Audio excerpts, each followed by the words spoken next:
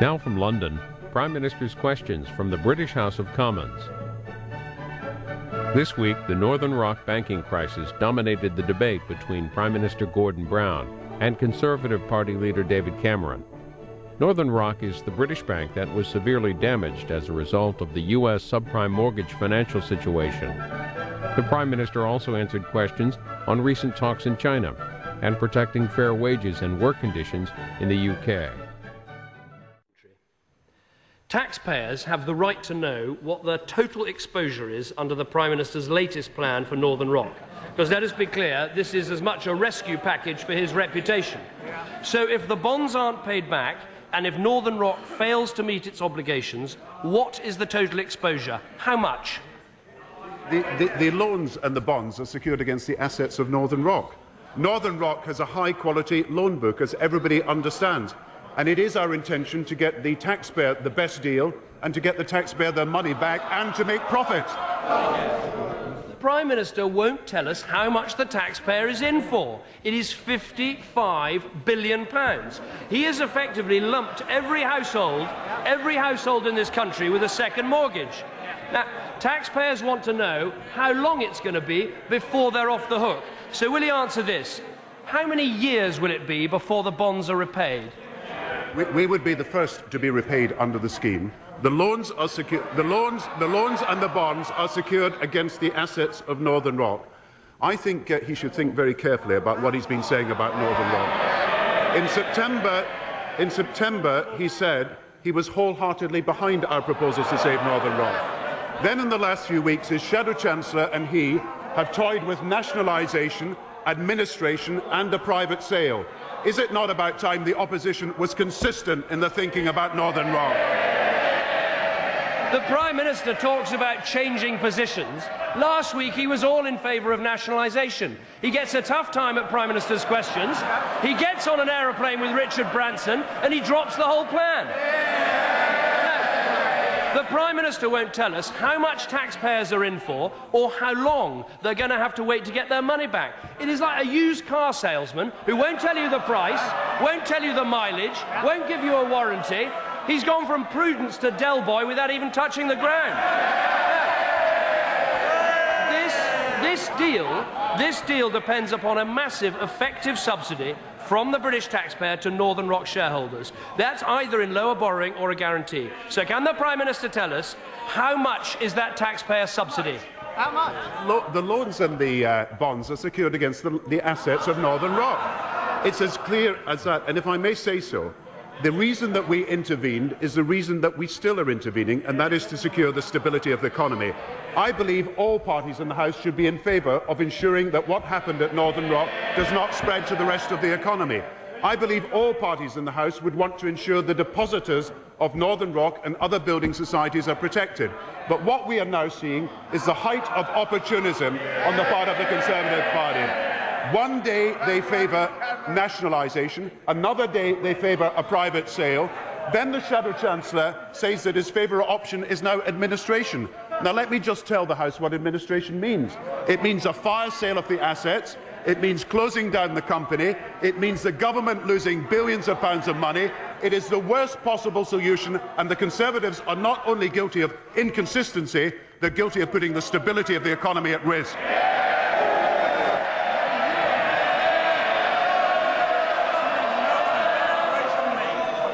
The fact that the Prime Minister won't answer a single question just shows what a dodgy deal this is.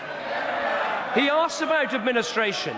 Doesn't he understand that administration and liquidation are different things? Let me put it this way. Administration is what his government's in at the moment. Liquidation is what's going to happen by the British people at the next election. The more people hear about this deal, the more they realise it is a complete con. He's taking a lot of debt, packaging them up, and selling it off of bonds. This is a subprime deal from a subprime minister. Let's see if he can just answer this one simple question. Can the Prime Minister at least tell us what is the fee being paid to Goldman Sachs? A matter of the negotiation between the Treasury and Goldman Sachs, and that will be published at the right time. But can I say to the opposition parties, let us look at their policy of administration. Administration means a fire sale of the assets. It means selling off the assets at the bottom of the market and losing billions of pounds of money. The Shadow Chancellor rejected administration in November and is now proposing it in January. The opposition's policy is the worst possible policy for dealing with them, and they have flip-flopped between nationalisation, private sales and administration. They have no credibility on the economy, and the reason why we intervened is the reason why people think that the economic record of this government is a good one, that for 10 years we have preserved the stability of the economy. The figures out today show that growth in Britain is 3.1% last year. It is the highest growth of the G7. We have more people in employment than ever before. We have lower inflation than our major competitors. That is the recipe for moving forward, not the flip-flop policies of the opposition.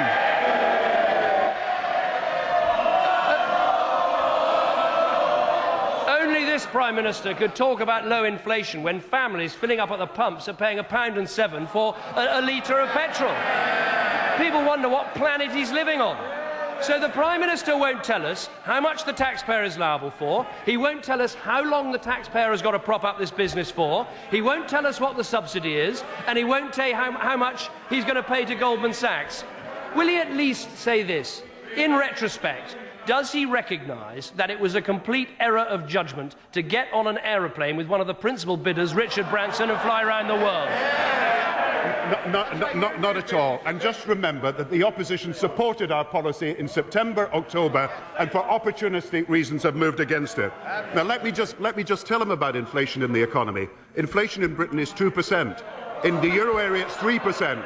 In America, it is 4%. We have kept inflation low because we've made the difficult decisions that they would never face up to. And as for the economy, his own advisor, the art spokesman of the Conservative Party, said this only yesterday. In the 90s, what killed people were paying 15% interest rates on their mortgages. That was their government. Now there is no reason for interest rates to go up excessively because we still live in a low inflation economy. That's the Conservative Party spokesman speaking. He should acknowledge that that spokesman is right and he is wrong. What everybody knows is taking one of the principal buyers of the business around the world was bad judgment. This deal is bad judgment, and the worst judgment of all is leaving Britain with the highest budget deficit in Europe at a time of economic difficulty. This Prime Minister is now synonymous with delay and dithering, and isn't this Northern Rock deal just damaging, dodgy, extra debt from a failed Prime Minister? It is not bad judgment to take British businessmen and British businesswomen. Order. Let the Prime Minister answer. Prime Minister. Order. Order. Order. Prime Minister. It is not bad judgment to take British business. It is not bad judgment to take British businessmen and women to win orders for British exports in China and India, and I have no apology to make for that. As far as his policies are concerned, we get from him merely slogans and no substance whatsoever. And if I may say so, the record of this government, as he will find when he goes to Davos this week, is acknowledged round the world. Low inflation, low interest rates, high employment, the best growth of any industrialised country in the last year, and we are determined to maintain the stability of the British economy. It would be put at risk under their policies for instability. We are the party of stability and will always remain so.